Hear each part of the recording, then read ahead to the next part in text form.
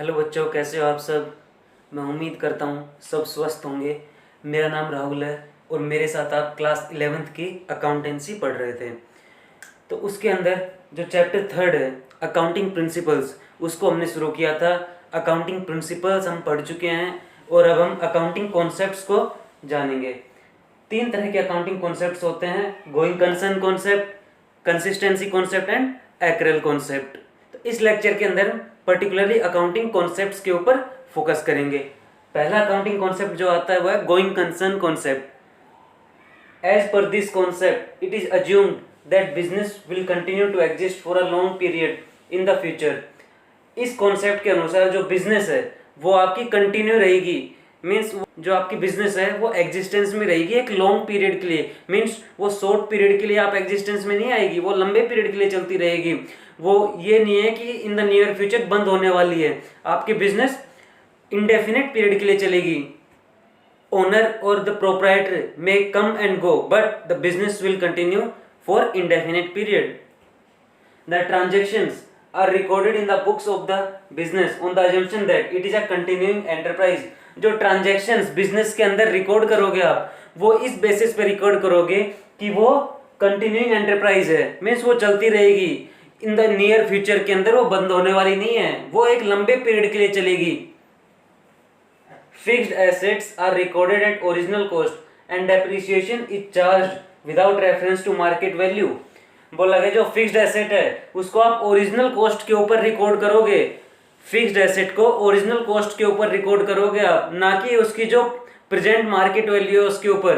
और fixed asset के ऊपर जो आपने डेप्रिसिएशन लगाना है, वियर एंड टियर जो आप एक एसेट के ऊपर चार्ज करते हो, वो भी आप उसकी ओरिजिनल वैल्यू के ऊपर चार्ज करोगे, ना कि उसकी मार्केट वैल्यू के ऊपर। लाइक आपने एक मशीनरी खरीदी है जो कि 50,000 की है और उसकी एक्सपेक्टेड लाइफ है 10 ईयर्स, तो आप उसकी जो ओरिजिनल कॉस्ट है उसको 10 साल के अंदर बांट दोगे और उसी के हिसाब से उसके ऊपर डेप्रिसिएशन लगाओगे।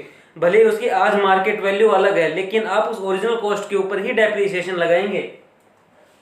Outside parties enter into long term contracts with enterprise, give loans, purchase shares and debentures of the enterprise. जो बाहर की दूसरी पार्टीज हैं, आउटसाइड पार्टीज हैं, जो आपके क्रेडिटर्स हैं, इन्वेस्टर्स हैं, वो आपकी कंपनी के अंदर, आपकी बिजनेस के अंदर इन्वेस्ट करते हैं ये सोच के कि आपकी बिजनेस लंबे समय के लिए चलेगी, और वो आपके साथ लॉन्ग टर्म कॉन्ट्रैक्ट के अंदर आते हैं। वो आपको लोन प्रोवाइड करते हैं, वो आपको आपके शेयर्स खरीदते हैं, डिबेंचर्स खरीदते हैं। किस लिए? ये सोच के कि आपकी बिजनेस एक लंबे समय के लिए चलने वाली एंटरप्राइज है। तो गोइंग कंसर्न कॉन्सेप्ट हमें क्या बताता है? गोइंग कंसर्न कॉन्सेप्ट हमें बताता है कि जो हमारे बिजनेस है वो लॉन्ग टर्म के लिए चलने वाली है। हमारा बिजनेस एक लॉन्ग टर्म एंटरप्राइज है। वो हमारा बिजनेस लॉन्ग टर्म एंटरप्राइज है, वो थोड़े ही दिनों में बंद होने वाला नहीं है। वो एक लंबे समय के लिए, इंडेफिनिट पीरियड के लिए चलता रहेगा। भले ही ओनर आए या जाए, बट बिजनेस आपका लंबे समय के लिए चलेगा, इंडेफिनिट पीरियड के लिए चलेगा। जो बाहर की आउटसाइड पार्टीज हैं वो आपके साथ बिजनेस करती हैं, आपके साथ लॉन्ग टर्म कॉन्ट्रैक्ट्स के अंदर आती हैं। आपके सप्लायर्स हैं, कस्टमर्स हैं, इन्वेस्टर्स हैं, क्रेडिटर्स हैं, डेटर्स हैं, वो आपके साथ लॉन्ग टर्म कॉन्ट्रैक्ट में आते हैं। गोइंग कंसर्न कॉन्सेप्ट पे आता है consistency concept. Consistency concept it states that accounting principles and methods should remain consistent from one year to another.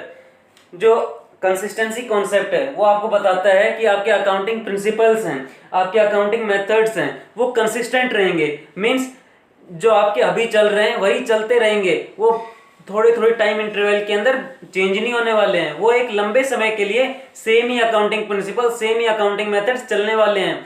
अगर वो थोड़े थोड़े पीरियड के अंदर, थोड़े थोड़े टाइम इंटरवल के अंदर, जैसे एक साल में आपने स्ट्रेट लाइन मेथड डेप्रिसिएशन का लगाया, दूसरे साल रिटर्न डाउन वैल्यू मेथड लगा रहे हो, तो इससे क्या होगा? इससे क्या होगा? आपकी अकाउंटिंग क्या है, कंपेरेबल नहीं रहेगी। आप उसको कंपेयर नहीं कर पाओगे। आप आपके प्रॉफिट एंड लॉस अकाउंट को कंपेयर नहीं कर पाओगे। एक साल के प्रॉफिट और लॉस को दूसरे साल के प्रॉफिट और लॉस, दूसरी साल के प्रॉफिट और लॉस से कंपेयर नहीं कर पाओगे। एक साल की बैलेंस शीट से जो आपकी फाइनेंशियल पोजीशन दिखाती है उसको नेक्स्ट ईयर की फाइनेंशियल पोजीशन के साथ कंपेयर नहीं कर पाओगे, दोनों कंपेरेबल नहीं रहेंगे।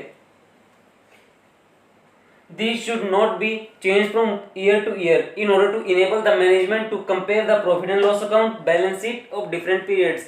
तो इसमें यही बोला गया है जो आपके अकाउंटिंग प्रिंसिपल्स हैं, जो आपके अकाउंटिंग मेथड्स हैं, वो एक साल से दूसरी साल में या थोड़े थोड़े टाइम इंटरवल के अंदर चेंज नहीं होने चाहिए। वो एक लंबे समय के लिए एक ही अकाउंटिंग प्रिंसिपल्स, एक ही अकाउंटिंग मेथड्स फॉलो होनी चाहिए आपके बिजनेस के अंदर। जो अकाउंटिंग प्रिंसिपल्स फॉलो होते आ रहे हैं वही लंबे टाइम के लिए फॉलो हो, अकाउंटिंग मेथड्स लंबे टाइम के लिए फॉलो होते हैं, तो क्या होते हैं, जो आपकी अकाउंटिंग इन्फॉर्मेशन है, मीन्स आपकी फाइनेंशियल स्टेटमेंट, आपकी प्रॉफिट एंड लॉस अकाउंट है, आपकी बैलेंस शीट है, जो प्रॉफिट एंड लॉस अकाउंट है वो तो आपको प्रॉफिट और लॉस बताता है, बैलेंस शीट आपकी फाइनेंशियल पोजीशन बताती है, तो ये आपकी कंपेरेबल हो जाएंगी, आप कंपेयर कर पाएंगे, आप आपकी पोजीशन को कंपेयर कर पाएंगे, आप जान पाएंगे कि मेरे क्या क्या चेंजेस हो रहे हैं हमारे फाइनेंशियल स्टेटमेंट्स के अंदर। कंसिस्टेंसी का मतलब ये नहीं है कि वो हमेशा ही कंसिस्टेंट रहेंगी, मींस वो फिक्स्ड हो गए हैं। आपकी बिजनेस अगर में कुछ चेंज होना, आपकी बिजनेस के अंदर कुछ चेंज होना अनिवार्य है, मींस वो चेंज होने की वजह से आपको बेनिफिट होने वाला है, एक लॉन्ग टर्म बेनिफिट होने वाला है, तो वो चेंज अच्छा है, और उस चेंज के लिए आपके अकाउंटिंग प्रिंसिपल्स हो गए, अकाउंटिंग मेथड्स हो गए, वो चेंज हो सकते हैं। Then accrual concept, it is used for recording of transaction. जो एक्रेल कॉन्सेप्ट है उसको किस लिए यूज किया जाता है, ट्रांजैक्शंस को रिकॉर्ड करने के लिए। ट्रांजैक्शंस को रिकॉर्ड करने के लिए हमारे पास दो मेथड होते हैं, एक एक्रेल बेसिस, दूसरा होता है कैश बेसिस। एक्रेल बेसिस पे तो क्या होता है, जब हमारा एक्सपेंस हुआ, जब हमें रेवेन्यू हुआ, उसी टाइम पे उसको रिकॉर्ड कर लिया जाता है, मींस जब ट्रांजैक्शन हुआ उसी टाइम पे उसको रिकॉर्ड कर लिया गया, ये हमें एक्रेल कॉन्सेप्ट बोलता है। फिर आता है हमारा कैश बेसिस। कैश बेसिस हमें बोलता है जिस टाइम कैश आएगा या कैश जाएगा उस टाइम पे ही रिकॉर्ड किया जाएगा।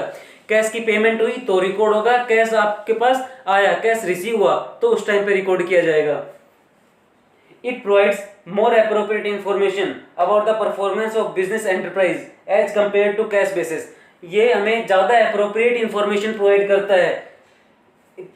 ये जो एक्रेल बेसिस है वो हमें ज़्यादा appropriate information provide करता है अगर हम कैश बेसिस से कंपेयर करें तो, क्योंकि कैश बेसिस के अंदर तो उसी टाइम पे ट्रांजैक्शन रिकॉर्ड होगा जब हमारे पास कैश आएगा और कैश जाएगा, लेकिन एक्रेल बेसिस एक पर्टिकुलर ईयर के ट्रांजैक्शंस को एक पर्टिकुलर ईयर के अंदर ही दिखाता है, लेकिन एक्रेल बेसिस उस टाइम पे ट्रांजैक्शन को रिकॉर्ड करता है जिस टाइम पे ट्रांजैक्शन हुआ है।